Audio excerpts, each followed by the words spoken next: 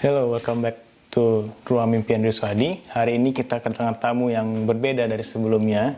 Kalau sebelumnya kita bahas tentang program studi. Nah, hari ini kita membahas tentang orang yang sudah selesai profesi. Nah, jadi tamu kita hari ini adalah dari Dr. Bahrul atau Dr. Arul, biasanya dipanggil. Beliau merupakan orang yang sudah lulus profesi kedokteran yang sudah melewati ujian UKPPD. Kadang-kadang ujian UKPPD itu merupakan suatu ujian akhir dari kedokteran. Nah, beliau sudah selesai, jadi kita akan bertanya-tanya tentang bagaimana ujian itu pentingkah, bermanfaatkah, atau hanya untuk menghambat kita aja. Nah, jadi nanti kita akan tanyakan sama Dr. Bahrul. Selamat datang Bang Arul. Dr. Arul apa Bang Arul kita panggil nih? Biar enak Panggil nih. Bang aja biar lebih. Panggil Bang aja ya. Jadi Bang Arul, jadi kan ini channel kita kan membahas tentang pendidikan. Nah, jadi orang yang kuliah pendidikan dokter, kan nanti ada koas Bang ya. Habis koas, baru ujian kayak abang kan, baru lulus ya kan. Nah, jadi kita tengok di media-media tuh banyak kali yang dia nanti berulang kayak ada sampai demo-demo bilang ini hanya menghambat aja nih. Ngapain udah ujian udah kuliah lama-lama dihambat dengan cuma beberapa menit ya kan Bang kan. Jadi abang di sini mau lah sharing-sharing sama kita Bang ya. Bisa. Oke, ini kesempatan kita. Nanti teman-teman yang mungkin ada pertanyaan yang tak tertanyakan oleh kami, yang dibahas oleh kami, nanti teman-teman bisa komen di bawah. Nanti akan dibahas atau dibalas dengan Dr. Arul atau Bang Arul. Oke Bang? Oke Bang, kita mau tanya dulu Bang. Jadi menurut Abang nih ya, sebenarnya penting nggak sih UKM-PPD itu? Atau hanya untuk menghambat aja kayak orang-orang bilang tuh Bang? Ya, kalau misalnya dari saya, menurut saya itu UKM-PPD itu penting. Karena di UKM-PPD ini kita disamaratakan untuk semua lulusan kedokteran yang ada di Indonesia. Nah, kan banyak nih yang kampus-kampus bergengsi yang sudah lebih dulu dan sudah lebih lama. Iya, kita bilang akreditasinya yang ABC ya. ABC yang udah lebih bagus. Nah, dengan adanya UKM-PPD ini, nah semua lulusan dokter itu dari kampus manapun yang mau akreditasi A, B, C, dia akan disamaratakan karena dia sudah mengikuti standarisasi dari nasional. Kan yang nyelenggarain UKM-PPD ini kan secara nasional, soalnya sama, semuanya sama. Yang diberikan sama. Nah, jadi atas nama kalau dia udah lulus UKM-PPD berarti nggak ada perbedaan lagi dari mana dia berasal. Mau kampus yang akreditasi A, B atau C, atas nama udah lulus, ya udah berarti dia udah layak menjadi seorang dokter. Gitu. Ini sebenarnya memang pematangan materi yang sudah ada atau untuk penyerataan aja. Jadi orang misalnya saya jadi pasien nih ya kan, saya mau berobat ke rumah sakit A atau tipe B ya kan. Nanti saya mau berobat. Nah, jadi kita mungkin pengen tahu kan kualitas dokternya kan. Kita nggak mau juga kita berobat keluarga kita ditangani sama yang kurang misalnya kita bilang gitu kan. Nah, jadi apakah pematangan ilmu dia selama koas atau untuk penyerataan jadi kalau pasien mau berobat semua akan sama standar dokternya? Nah, tujuan UKM-PPD ini untuk itu. Karena kan terkadang ada yang beranggapan bahwa lulusan dokter dari kampus A lebih baik daripada kampus B. Nah, anggapan orang juga kampus A materinya itu lebih expert daripada kampus B karena dia mungkin kampusnya itu di kota, yang satu lagi mungkin agak ke daerah provinsi yang tertinggal. Gitu. Jadi dengan adanya UKM-PPD ini, apa yang di kota punya, apa yang di kota yang di kampus yang di kota itu tahu, yang daerah ini juga tahu. Nah, disitulah tujuannya UKM-PPD.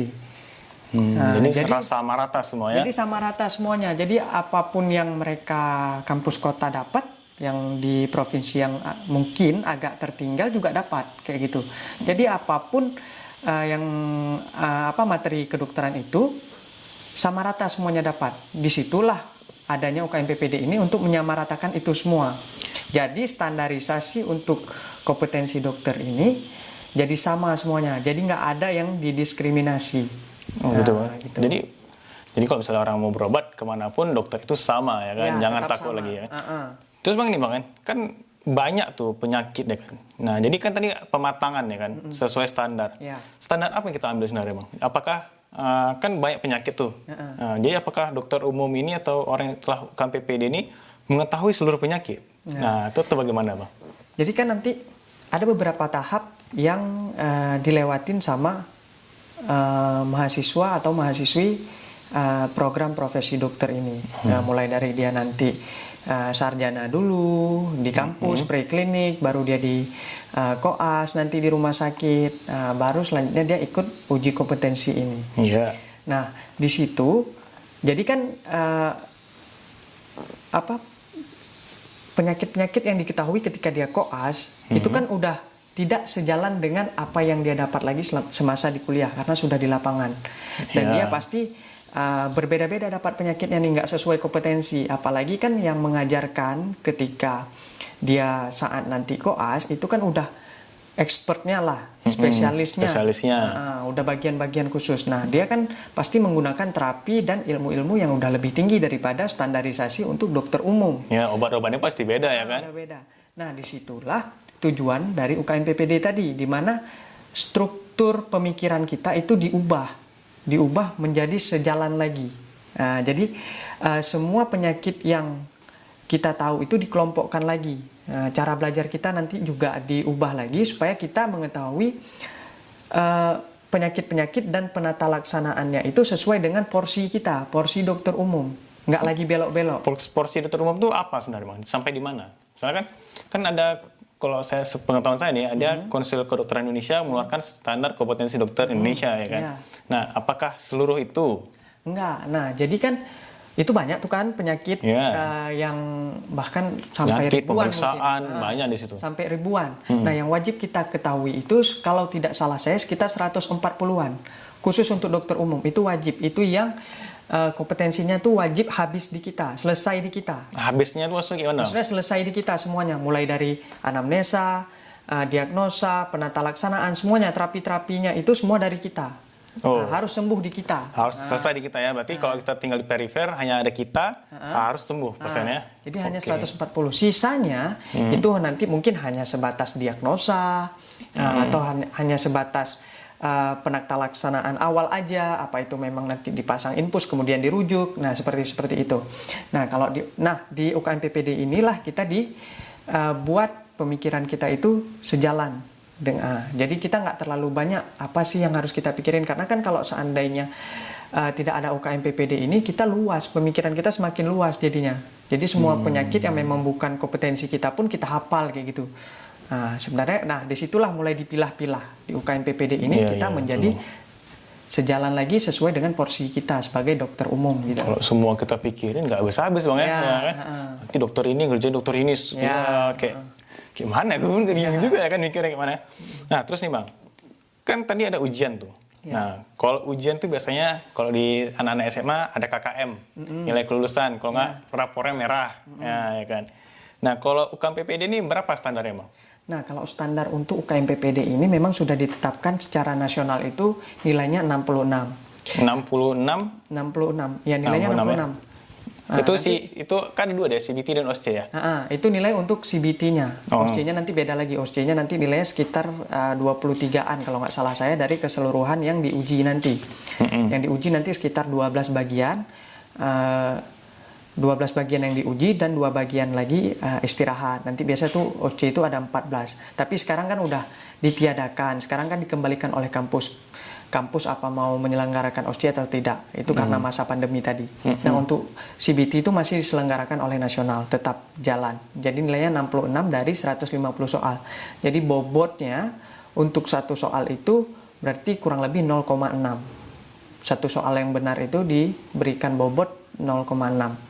Jadi minimal tuh kurang lebih harus benar 100 soal dari 150 soal untuk mendapatkan 66 nilai 66 tadi. 150 soal itu dikerjakan dalam waktu berapa lama? Dalam waktu 150 menit. Nah, itu kita boleh ujiannya di mana aja atau kita harus kumpul di satu tempat kayak ujian PNS lah misalnya kan? Itu gimana tuh? Dia nggak bisa, ujiannya tuh nggak bisa di mana aja. Dia harus emang udah ditetapkan khusus oleh nasional, apa nanti di kampus A misalnya ujiannya. Nah, nanti dia cuma bisa di situ ujiannya. Itu yang diujiankan materinya apa aja Bang? Materi yang diujiankan itu ada, kalau nggak salah saya itu ada 17 materi. 17 judul. 17 bagian nggak? 17 bagian. Misalnya nanti ada bagian, kalau misalnya bagian kedokteran itu ada bagian endokrin, ada bagian THT, telinga, hidung, dan tenggorokan, ada bagian kulit. Nah, pokoknya sampai 17 bagian. Itu diujiankan dalam 150 soal. Namun, ada beberapa bagian nanti yang memang mungkin pada periode, kan dia dibagi dalam 4 periode. Nah, bisa jadi dalam periode bulan Februari misalnya. Oh, berarti dia bukan setiap tahun ada? Oh, jadi maksudnya setiap tahun ada tapi 4 kali ujian ya? 4 kali. Dia di bulan Februari, Mei, Agustus, dan November. Nah, ada beberapa bagian mungkin nanti tidak ada diujiankan bagian tersebut. Tapi itu palingan hanya 1-2 kasus yang materinya betul-betul tidak ada. Tapi kebanyakan pasti mereka memasukkan 1 ataupun 2 soal untuk setiap bagiannya. Nanti bisa jadi setiap bagian itu nggak semuanya sama rata soal yang didapat. Bisa jadi lebih banyak di bulan Februari mungkin lebih banyak kulit daripada bagian THT. Bisa jadi batch berikutnya nanti lebih banyak kesehatan masyarakat mungkin daripada kulit, bisa jadi. Jadi itu nanti semuanya itu diacak sama pihak nasional, dibuat di packaging dalam 150 soal. Jadi semua stase itu dimasukkan dalam satu ujian itu 150 soal, tapi ya porsinya berbeda-beda ya kan, karena stase kan ada stase besar, stase kecil ya kan. Nanti dan kita kan nggak tahu apa sih soal yang kayak mana yang akan diujiankan. Jadi itu soalnya apakah kayak tadi Bang bilang, maksudnya dokter umum tuh harus selesai di perifer misalnya kan, harus selesai di dia. Apakah soal-soal itu semua yang seperti itu atau yang kompetensi yang spesialis pun ada diujiankan? Enggak. Jadi untuk UKM PPD ini memang sudah disaring soal-soalnya itu memang yang khusus untuk kompetensi dokter umum. Nah, mungkin ada beberapa soal ataupun kasus dalam soal tersebut yang memang tentang spesialis, tapi kan nanti pilihannya itu nanti apakah harus rujuk. Nah, jadi nggak ada yang memberatkan kita soalnya itu. Udah disesuaikan semuanya gitu. Oke. Berarti ya harus belajar semuanya dari sekarang ya Bang ya. Karena nanti pun semua itu diujiankan. Ya walaupun kalian lagi misalnya lagi stase anak ataupun stase apa itu ya kalian harus belajar tetap semuanya. Karena nanti semua itu diujiankan kembali ya kan Bang ya. Nah terus nih Bang, menurut Abang penting nggak sih, misalnya kenapa harus ada ujian ini? Sedangkan kita udah ada ujian akhir stase sebelumnya. Nah, kembali lagi ke pembahasan kita yang tadi. Ini, UKM PPD ini dibutuhkan agar tidak ada diskriminasi lagi untuk setiap lulusan kampus manapun. Baik kampus yang udah lama ataupun yang masih baru, baik kampus yang bergengsi ataupun tidak bergengsi.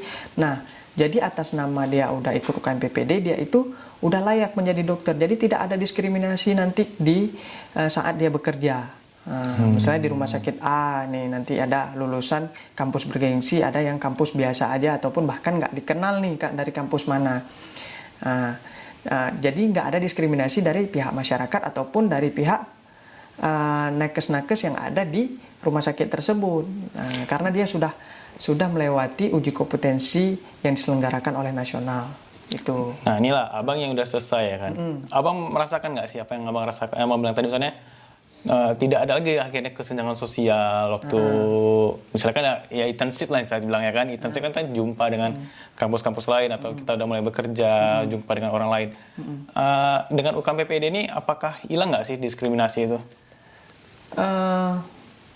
Pada saat saya internship, nah diskriminasi itu udah hampir nggak ada. Hampir nggak ada.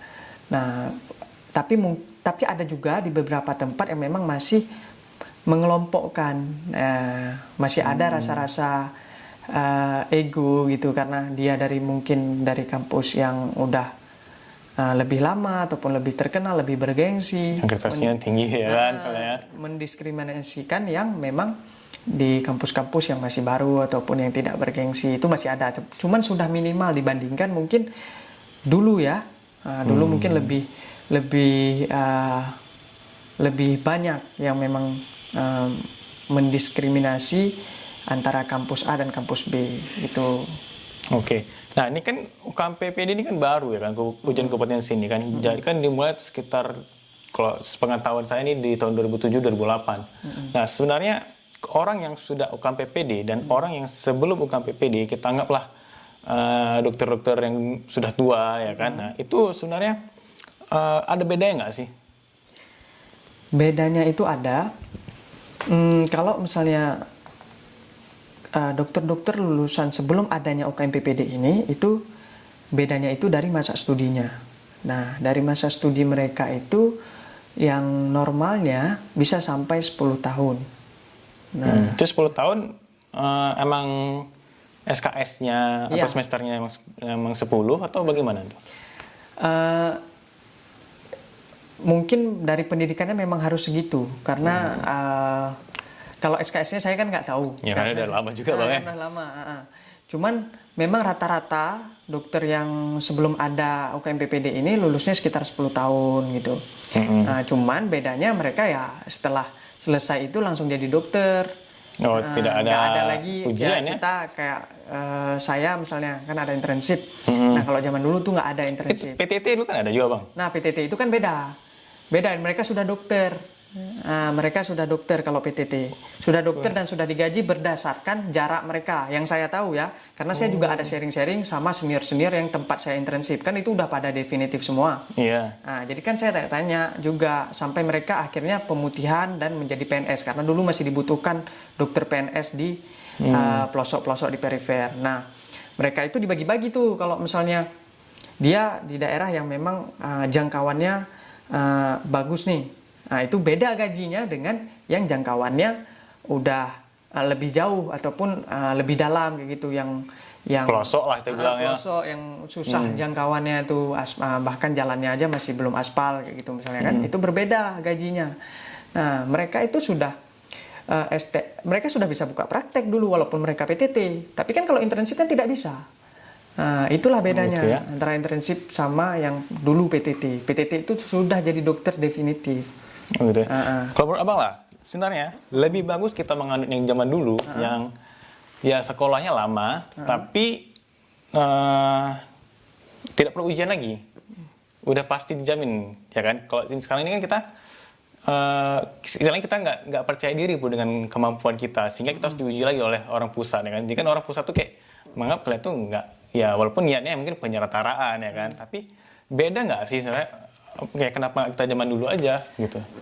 Kenapa harus diuji-uji lagi gitu? Kalau menurut saya, ada beberapa hal yang bisa diambil dari yang zaman dulu, ada juga beberapa hal yang dibuang dari zaman dulu. Nah, misalnya kayak yang perlu diambil dari zaman dulu itu kayak sistem belajarnya. Kalau yang saya lihat, apalagi di daerah-daerah yang provinsinya yang belum semaju kampus-kampus yang di ibu kota mungkin, ataupun di tempat-tempat yang udah kota-kota besar ya, itu baiknya itu sistem belajarnya itu jangan PBL. Nah, kan sekarang PBL sistem sekarang kan problem based learning, yang itu semuanya lebih titik beratkan pada mahasiswanya. Mahasiswanya yang mencari segala macam Kita tentang kayak penyakit apapun. Yalah, namanya kita udah mahasiswa kan pendidikan orang dewasa ya kan. Ya. Jadi serba mandiri. Jadi semakin banyak dia pengen tahu, ya semakin banyak ilmu yang dia dapat. Tapi kan kalau zaman dulu kan berdasarkan dosennya, si pengajarnya yang memang mengajarkan semuanya. Nah, kalau misalnya sistem sekarang itu, kalau seandainya mahasiswanya malas atau mahasiswinya malas, otomatis dia akan semakin nggak tahu. Jadi, iya benar juga Bang. cuman kalau seandainya ini dia disuap ataupun semua materinya itu disampaikan oleh pengajar atau dosen, seminimalnya pasti dia pernah dengar. Kalau seandainya sistem yang sekarang kan, kalau PBL ini kalau seandainya dia memang sama sekali nggak mau dengar pun, dia nggak akan pernah tahu ya kan. karena dia nggak mau, ya kan. Jadi betul. paling tidak kalau zaman dulu sudah pernah dengar, semalas-malasnya dia sudah pernah dengar tentang hal itu. Makanya perlu itu bedanya. UKM PPD tadi ya, jadi anak yang istilahnya nggak giat lah istilahnya kan, mau nggak mau ya harus tahu, karena inilah standar kita. Seorang dokter umum harus ada penyakit-penyakit ini ya kan, ya harus lulus berdasarkan UKM PPD tadi ya kan. Ya, disinilah zaman sekarang ini UKM PPD itu penting menurut saya dan perlu sekali. Kalau bisa terus berlanjut dan semakin baik, supaya tidak ada lagi diskriminasi antara kampus A dan kampus B, kampus yang terkenal dan yang nggak terkenal.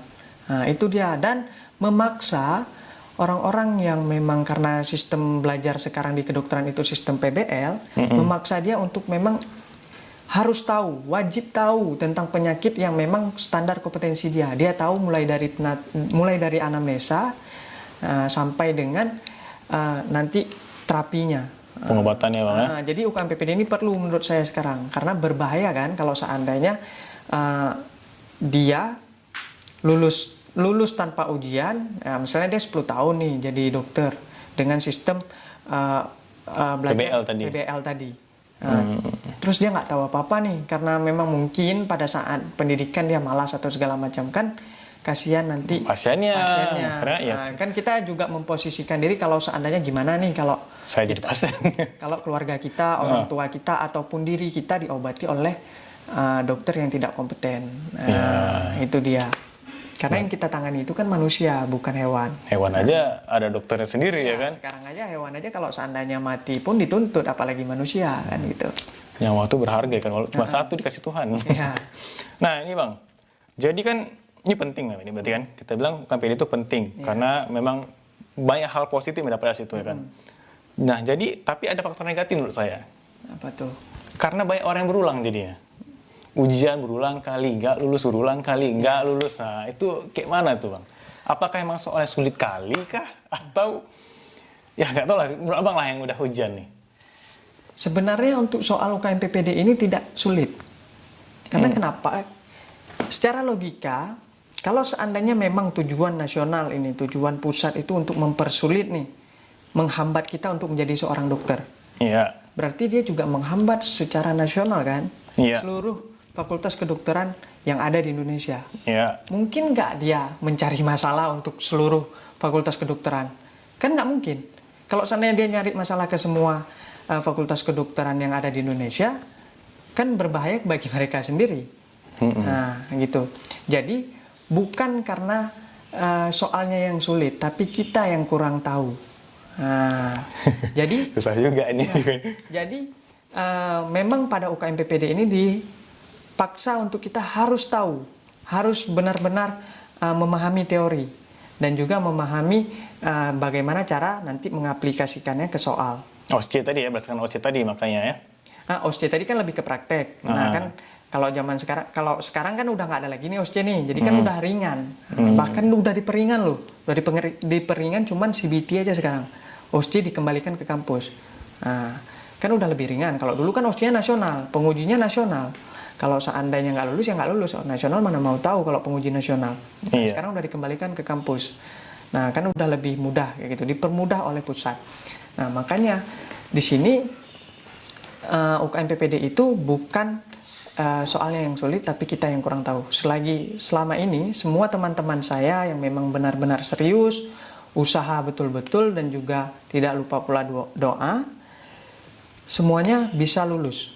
Jadi kalau misalnya orang yang berulang tuh salah di orangnya pas salah di soalnya sih bro Bang. Karena saya lihat ada sampai 4 kali atau lebih bahkan. Nah itu siapa yang salah sebenarnya ini? Mungkin kalau kita bilang salah, mungkin dia tidak serta-merta salah, mungkin kurang fokus. Faktor kita nggak X bisa ya. bilang mutlak salah dia, enggak. Mungkin ada beberapa hal yang memang dia kurang fokus. Nah rata-rata memang pada orang yang ikut UKM PPD berulang ini, kadang dia udah mulai jenuh, kadang dia mulai nggak fokus. Jadi semakin banyak kita mengulang hal yang sama, akan semakin banyak pemikiran tentang soal tersebut. Misalnya ini diberikan soal nih, soal A, padahal udah jelas jawabannya misalnya A nih. Nah, cuman karena dia sudah berulang dan sudah terlalu banyak teori yang dia ulang, terlalu banyak bahan yang dia baca, jadi dia mulai ragu dengan jawaban dia. Nah, itu yang buat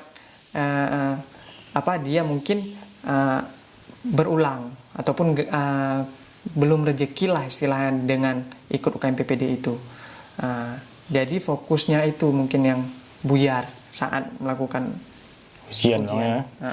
Nah ini Bang lagi, ada kan orang yang waktu kuliah cum laude nilainya. Ya kan waktu preklinik ya kan mau ambil sarjananya nilainya cum laude. Waktu koas pun ya bagus lah nilainya ya kan. Sebenarnya pengetahuan kita selama koas dan preklinik apakah itu sangat berpengaruh terhadap UKM PPD ini? Maksudnya orang yang fokus di awal akan lebih mudah untuk UKM PPD. Atau menurut Abang orang tuh semua orang bisa berubah ya kan emang. Tapi bagaimana menurut Abang tentang hal itu? Sebenarnya kalau UKM PPD ini kita nggak bisa mengukur orang tersebut yang memang misalnya dia selama koas dia selalu cabut ataupun malas-malasan. Nah, di UKM PPD kita nggak bisa mengukur bahwa dia ini kemungkinan nggak lulus nih, belum tentu.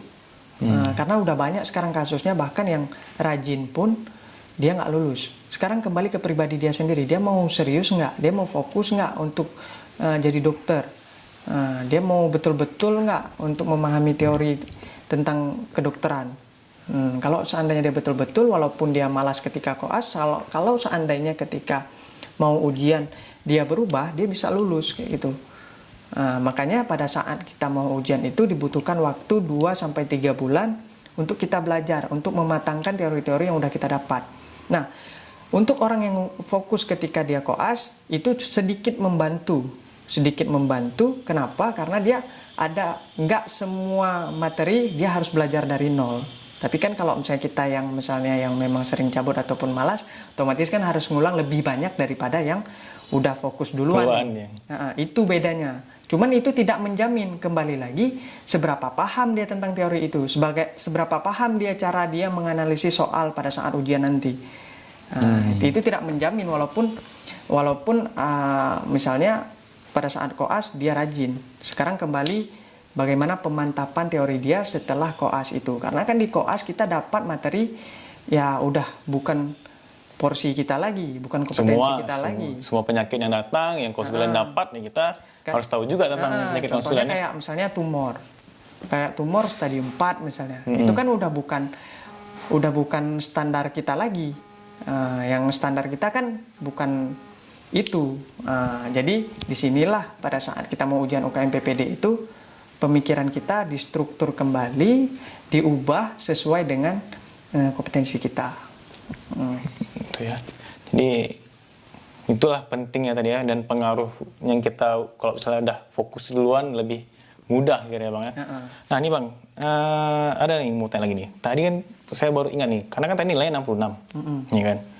Ada nggak pengaruh kalau orang yang nilai ujiannya mungkin 66,01 deh, lulus kan? Nah, sama orang yang nilainya 80, ada nggak efek atau reward untuk diri dia gitu? Misalnya dia lebih mudah untuk dapat dokter teladan, atau dia untuk mau sekolah lagi nanti jadi lebih permudah. Ada nggak sih Abang tahu tentang hal itu?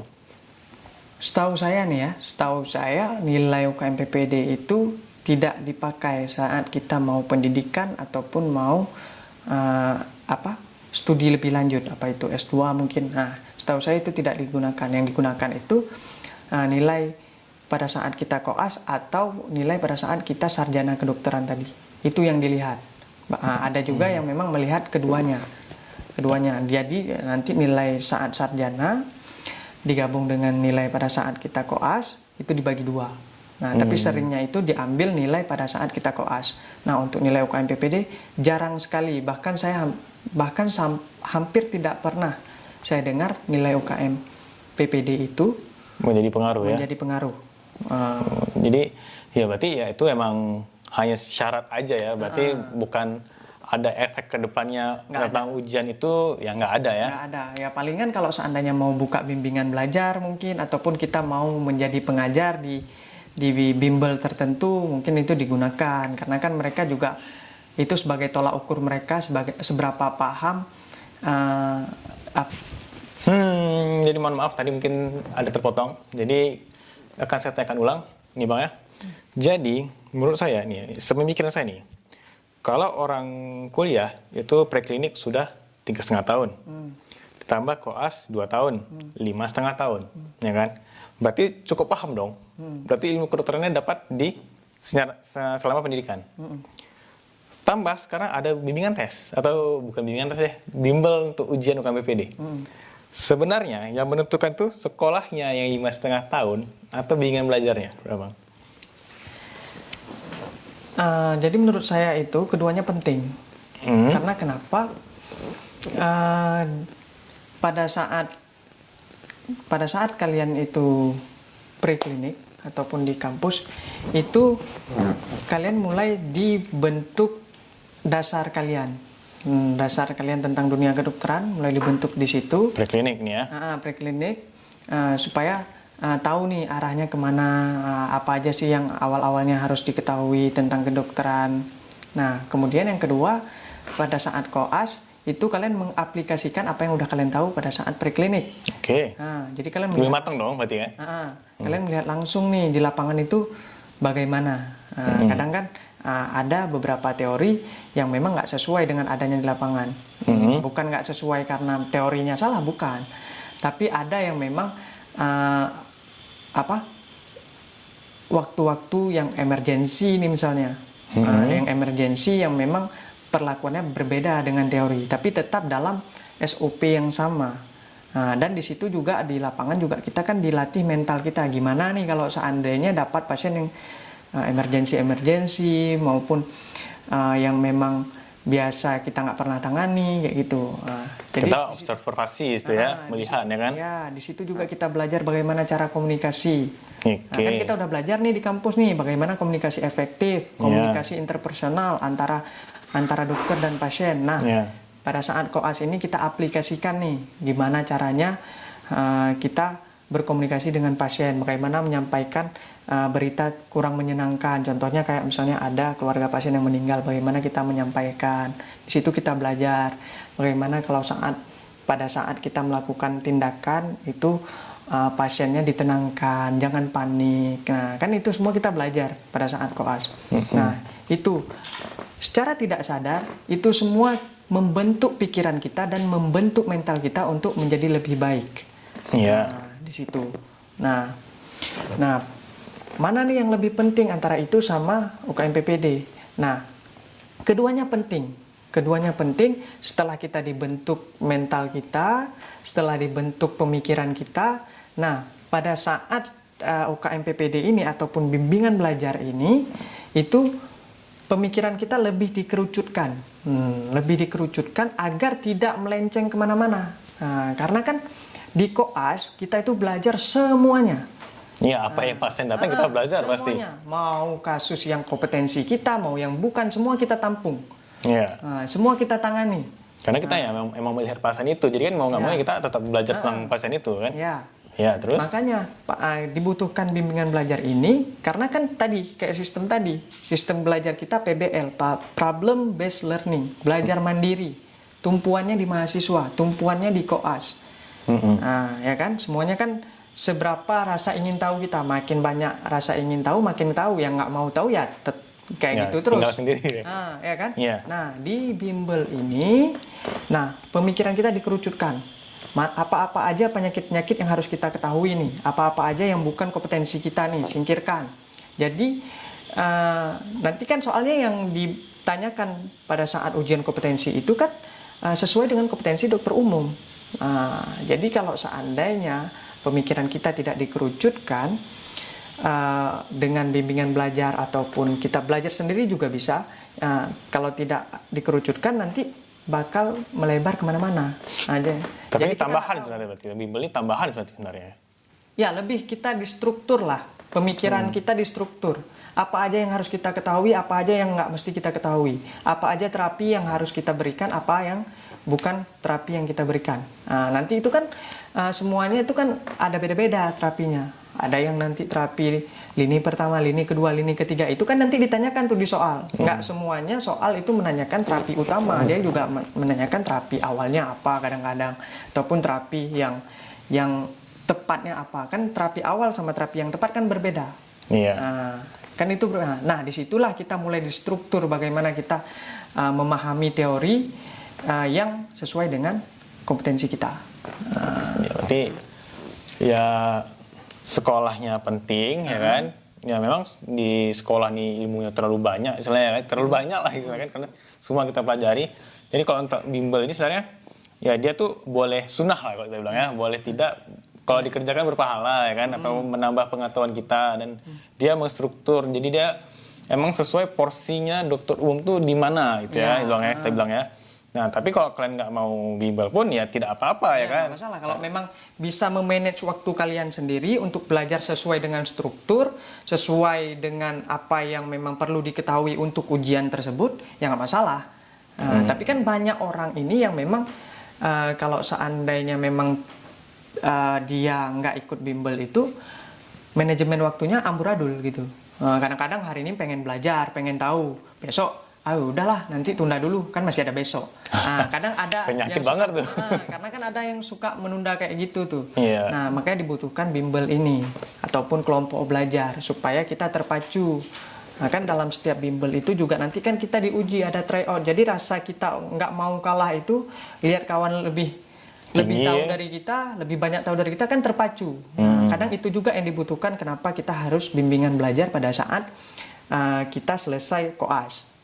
Supaya kita terpacu. Kalau misalnya belajar sendiri di rumah nggak ada pacuannya, kita nggak tahu kita udah sampai mana, kita udah cukup tahu nggak, kita udah banyak tahu nggak. Tapi kan kalau ada bimbingan belajar, kumpul sama kawan-kawan, ada kelompok belajar, kita tahu nih kapasitas kita semana. Karena rupanya waktu kita sharing sama kawan, rupanya dia lebih tahu banyak. Nah, jadi kan kita merasa malu sendiri ya kan, minder ini masih sedikit kali nih tahu tentang materi kedokteran. Nah, jadi nambah lagi. Jadi ada pacuan kayak gitu. Nah, kalau saya dulu kayak gitu. Nah, sengaja ikut bimbel supaya memang ada pacuan untuk bisa ikut supaya lebih tahu tentang materi. Betul. Ya, bagus sih, ya Bang. Jadi intinya tuh semua tuh saling menyambung ya kan, saling melengkapi. Jadi tidak ada belajar tuh yang buat kita lebih susah, ataupun belajar itu nggak berdosa ya kan, kita bilang Bang ya. Nah nih Bang, jadi karena tadi kita lihat banyak yang berulang, memang ini penting ya kan, memang ya susah lah kalau kita bilang, karena kan dari semua sastra harus kita ujiankan kembali di akhir. Nah jadi tips and trick Abang lah, yang kemarin sampai akhirnya lulus ya kan, dengan akhirnya bisa menjadi dokter sesuai keinginan atau cita-cita Abang. Nah bagaimana tips and trick Abang untuk menghadapi ujian ini? Nah, tips dari saya itu yang pertama, dia harus betul-betul bisa fokus, dia harus betul-betul serius untuk memang jadi dokter. Nah, jadi dia harus betul-betul fokus, tinggalkan yang lain yang memang sama sekali nggak penting, termasuk bahkan maaf kita bilang sampai orang tua pun kita tinggalkan. Maksudnya gimana tuh? Nah, jadi di sini misalnya nih kita kadang kan ada kita memprioritaskan pacar deh tadi bilang Bang. Ya pacar boleh. Nah, kita bahkan jangan pacar, orang yang selama ini mengajar kita, yang mendidik kita, yang memberikan kita jajan dan segala macam fasilitas yang kita butuhkan, itu juga harus kita tinggalkan. Nah, kita harus betul-betul fokus. Itulah UKM PPD. Memang diajarkan kita, dipaksa kita untuk betul fokus terhadap dia. Makanya saya bilang, bahkan prioritas utama kita pun yang udah sekarang, yang dari dulu udah mendidik kita, dari kecil bahkan dalam kandungan, kita tinggalkan. Dia yang utama. Nah, dia yang utama, baru yang kedua orang tua. Baru yang berikut-berikutnya apa itu kawan, pacar, dan segalanya. Tinggal semuanya. Jadi dia prioritas di atas prioritas. Itu dulu yang paling utama. Nah, itu. Kemudian yang kedua, kamu harus benar-benar memahami teori kedokteran. Nah, teori yang kamu pelajari itu harus benar-benar kamu pahami. Nah, itu memahami itu yang bagaimana sebenarnya? Apakah dari definisi prognosisnya, patogenesisnya, semuanya. Semua harus paham. Semua harus paham. Jadi kalau dibola-balik pun bukan sekedar hafal. Nah, bukan sekedar hafal, karena banyak zaman sekarang itu orang yang cuman menghafal tapi tidak paham. Kalau sekedar hafal bisa lupa, tapi kalau kita paham, lama lupanya. Nah, kalau misalnya saya, sistem belajar saya dulu, saya itu setiap subuh bangun. Jadi waktu belajar saya itu kurang lebih dari jam 6 sampai jam 8. Jam 8 pagi, jam 6 subuh sampai jam 8 pagi.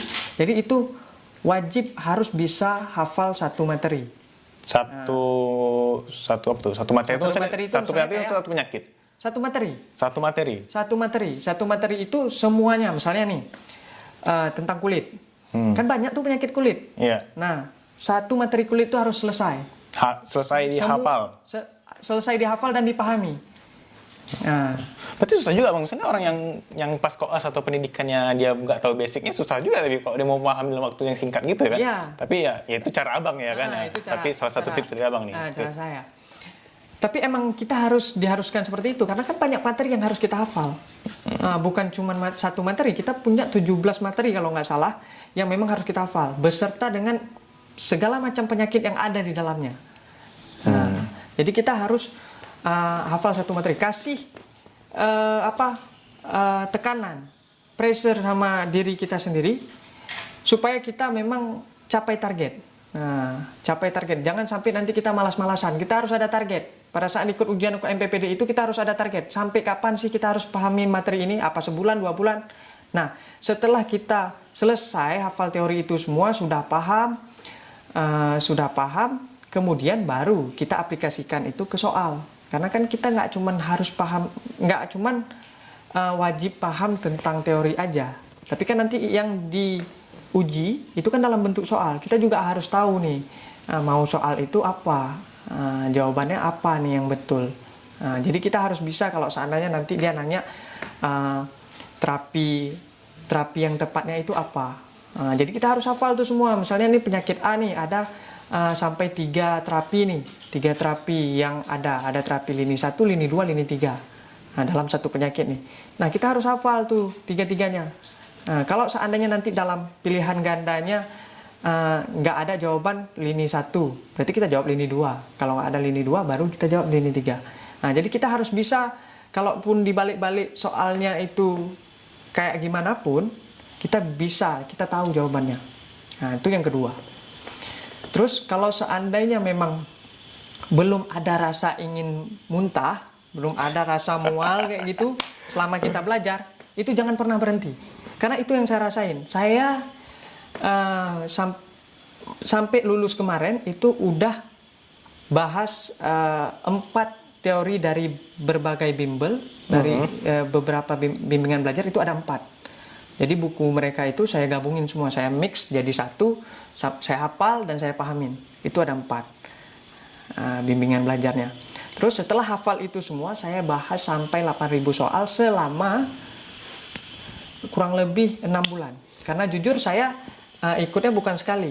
Ya kita nggak mesti membandingkan diri kita dengan orang lain. Mau one shot, mau kita mengulang, ikut kedua atau ketiga, kita nggak usah bandingin. Kita punya cara dan waktu kita masing-masing. Jadi nggak usah banding-bandingin dengan orang lain. Mungkin sekarang kita di sini dihambat. Pada saat ujian ini, ujian kompetensi ini kita dihambat. Tapi kan belum tentu. Mungkin waktu lanjut studi kita dipermudah, mungkin pada saat internship kita dipermudah. Karena banyak sekarang orang yang memang lulus pertama, kadang nanti internshipnya nunda. Jadi ada waktu lain yang diberikan sama Tuhan itu untuk kita lebih cepat daripada orang lain. Mungkin di sini, ya kebetulan aja di uji kompetensi ini kita terhambat. Jangan bandingkan rezeki kita sama orang lain bang ya. Iya, kita udah Tuhan tahu kapan waktu yang tepat untuk kita bisa lulus ataupun sukses menjadi seorang dokter. Jadi nggak usah banding-bandingin tuh. Yang ada kalau kita suka banding-bandingin kita dengan orang lain, yang ada buat kita stres. Jadi apa yang mau kita pelajarin itu jadi terhambat. Jadi susah masuknya nih. Karena kita terlalu memikirkan diri kita dengan orang lain. Terlalu membandingkan diri kita dengan orang lain. Karena setiap kita itu diberikan keunikan masing-masing. Banyak kok sekarang contohnya misalnya kayak dia ada si A nih. Dia pinter tentang materi kedokteran. Tapi dia tidak diberikan anugerah misalnya jago main musik. Dia nggak bisa main musik. Oh, iya. Ada yang biasa-biasa aja, tapi dia bisa main musik. Ada yang biasa-biasa aja, dia punya hobi main futsal, bahkan bisa dipakai sampai ke nasional. Jadi nggak usah bandingin. Ada yang dia punya, kita nggak punya. Ada yang kita punya, dia nggak punya. Kayak gitu. Semua orang punya keunikan masing-masing ya. Keunikan masing-masing. Jadi nggak usah banding-bandingin lah. Keunikan punya waktu ya kan, jangan turun dong. Saya pun merasa itu penting ya untuk kita terapkan ya, karena kan itu buat kita kadang stres sendiri akibat itu ya kan. Terus yang ketiga dan yang paling penting, setelah usaha itu semua, kan itu tadi usaha, dua usaha, dengan kita serius, dengan kita betul-betul memahami tentang teori kedokteran dan juga soal, itu kan usaha kita. Yang dibutuhkan yang ketiga itu doa. Nah, jadi pada saat kamu mengikuti ujian itu, kamu benar-benar harus down to earth, harus benar-benar istilahnya membumi, nggak boleh ada rasa sombong sedikit pun, baik itu sombong yang terhadap diri sendiri, apalagi ke orang lain. Nah, jadi kalaupun kamu nanti udah lebih tahu dari sebelumnya, udah banyak ilmu, udah banyak yang kamu ketahui tentang dunia kedokteran yang sebelumnya kamu nggak tahu, nah itu jangan pernah sombong, baik itu pada kawan maupun siapapun. Nah, jangan pernah sombong, apalagi bahkan untuk diri sendiri pun nggak boleh, apalagi untuk orang lain kan. Nah, ada sombong yang mungkin kita kadang-kadang waktu lihat soal itu, ini mudah nih jawabannya, gampang nih. Nah, itu kan sombong terhadap diri sendiri tuh, yang kayak gitu. Nah, itu pun nggak boleh ada. Nah, kita sombong ke diri sendiri pun nggak bisa. Kita harus betul-betul bersih. Kalau kira-kira ada utang sama kawan, lunasin. Kalau kira-kira ada salah sama orang tua ataupun teman-teman, itu coba diselesaikan. Nah, harus benar-benar bersih pada saat ikut ujian itu. Fitrah ya kalau itu. Nah, jadi UKM PPD ini sangat baik. Dia membuat kita untuk kembali lagi kemana asal kita. Jadi di samping kita harus dikembalikan dalam segi dunia, kayak tadi membahas tentang teori kedokteran untuk lebih dalam, juga dikembalikan kita siapa yang ciptain, kayak gitu. Siapa pemilik kita. Nah, karena kalau seandainya ada sombong sedikit, itu yang membuat ada celah bagi kita untuk tidak lulus uji kompetensi ini. Karena itu udah banyak saya dengar cerita-cerita dari teman-teman yang memang ini nggak disangka-sangka nih dia nggak lulus nih, karena dari teori dia aman, dari perilaku dia aman, maksudnya nggak ada sombong sama teman-teman. Nah, sombong dia sama Tuhan, yang itu kita nggak tahu. Itu cuma dia sama Tuhan yang tahu. Apakah dia ada sombong, ataupun mungkin dia nggak kelihatan sombong sama kawan-kawannya nih, tapi diri dia ada rasa ingin menyombongkan diri, cuman dia nggak sampaikan, cuman hati dia yang tahu. Nah, itu juga kadang-kadang bisa membuat celah bagi kita untuk tidak lulus dalam uji kompetensi tersebut. Itu. Nah, oke Bang, ini kan Bang, ada satu hal lagi yang mau ditanya nih. Jadi, bukan satu hal deh. Nah, jadi Bang, ini ada pertanyaan lagi nih Bang. Kalau misalnya, tadi kan ini kan penyerataan ya kan? Ya. Menurut Abang, universitas atau universitas deh, kampus yang dia koasnya di rumah sakit pendidikan tipe A, tipe B, tipe C, itu apakah ada pengaruh? Kan misalnya gini, tipe A pasti tidak menangani yang penyakit dari tipe C, ya, ataupun tipe C tidak akan menangani yang ada tipe A. Tipe B tengah-tengah, ya kan? Jadi ya bisa dapat tipe C, bisa dapat tipe A, ya kan? Nah, jadi apakah mahasiswa koas itu ada pengaruh nggak sih terhadap tipe-tipe rumah sakit pendidikannya? Ada, sangat berpengaruh. Menurut saya sangat berpengaruh. Kenapa? Karena otomatis pada rumah sakit tipe A ini rata-rata itu pasti dia ada program studi lanjutan. Maksudnya itu bagaimana? Kan ada PPDS nih sebutannya, program profesi dokter spesialis. Yang mau ngambil spesialis kan dia pendidikannya kan di rumah sakit tipe A biasanya. Nah, jadi otomatis apa yang dibutuhkan sama anak koas ini, otomatis kan dia nggak bisa pegang, nggak bisa nanganin pasiennya. Karena otomatis ya pasien itu akan dioper ke PPDS tadi. Ya, tapi kan emang kan koas kan kerjaannya observasi, bukan mengerjakan. Iya, tapi kan kalau seandainya stratanya nih habis dokter spesialis koas, jadi dia bisa langsung. Kalau ini kan enggak. Oh, ada tangga berikut, ada tangga dulu ya baru kita. Iya, nanti kan dia yang sisa-sisanya nanti kalau koas. Nah, itu satu kekurangannya kalau yang di tipe A ya, itu satu, karena dia nggak bisa langsung. Nah, kalau seandainya di tipe C, kalau di tipe C kan dia habis konsulen, habis dokter spesialis langsung dia. Kadang-kadang bahkan dia dulu, baru dia nanti lapor ke dokter spesialis. Ya kan ada dokter umum juga sih, Bang. Ada dokter umum juga? Iya, ada juga. Tapi kan kadang-kadang ada juga yang memang dari spesialisnya. Dari apa? Koasnya? Dari koasnya nanti lapor. Nah, koasnya harus lihat dulu, baru nanti dilaporkan ke spesialis. Ya, nanti dari spesialis lapor ke dokter umum lagi gitu kan? Contoh nih, ada pasien bedah misalnya, Ya. pasien bagian bedah. Nah, nanti pasti kan pihak dokter umumnya tuh telepon dulu. Karena ada beberapa spesialis yang minta ya biar koas saya dulu yang lihat, nanti baru dari koas saja yang telepon. Kan ada sebagian yang seperti itu. Ya, mungkin itu teknik pendidikan mereka ya. Jadi telepon koasnya lihat dulu, ya kan otomatis dia akan anamnesis. Ya. Dia akan Tanya-tanya ya. tanya-tanya dulu, kan.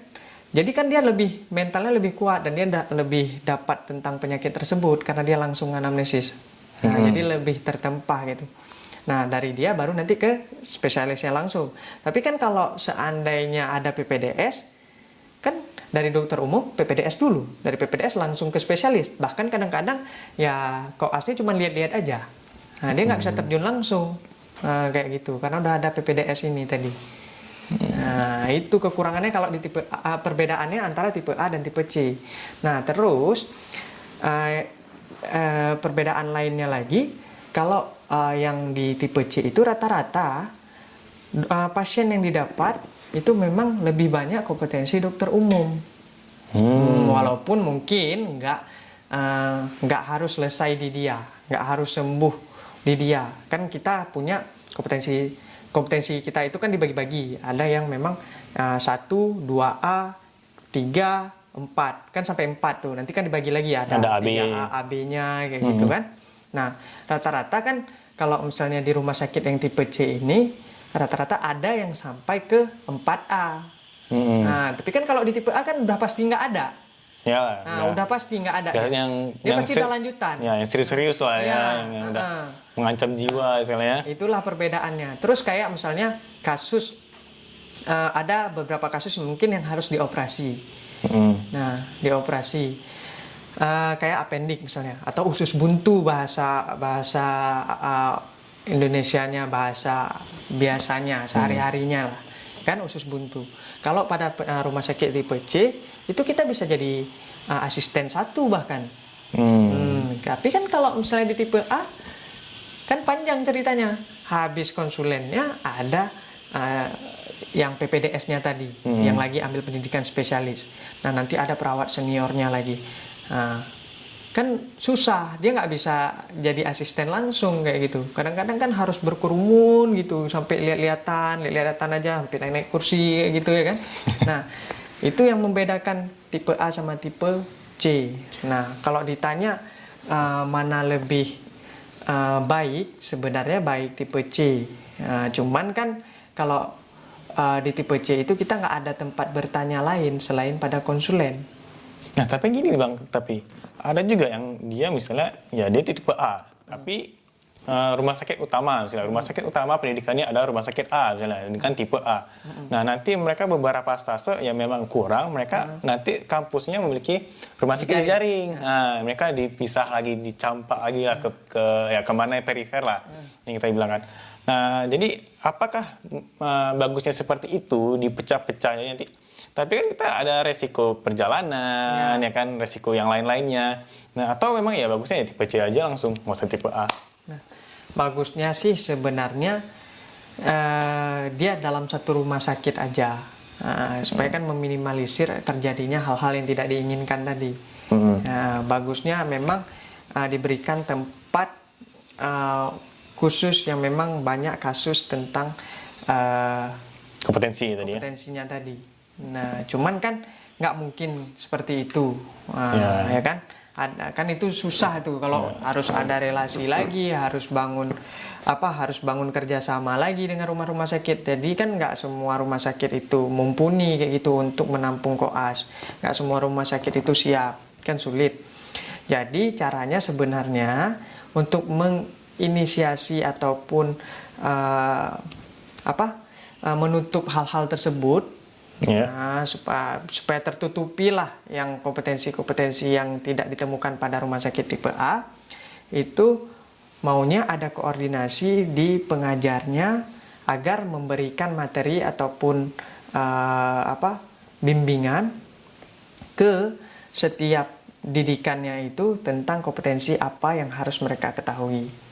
Nah, kayak gitu. Karena kan nggak mungkin tercapai semua. Tapi ya, makanya itulah pentingnya UKPPD tadi ya kan. Jadi yang nggak tercapai di tipe A ya mereka tetap tahu walaupun mereka di tipe A ya kan. Ya, itu dia. Sebenarnya saling berhubungan semuanya, makanya pentingnya UKMPPD itu tadi ya bisa menyertakan aspirasi tipe A, tipe B, tipe C, walaupun dia koas di tipe A, tipe B, tipe C, ya kan. Jadi semua tetap ada standar dari nasional, bang ya.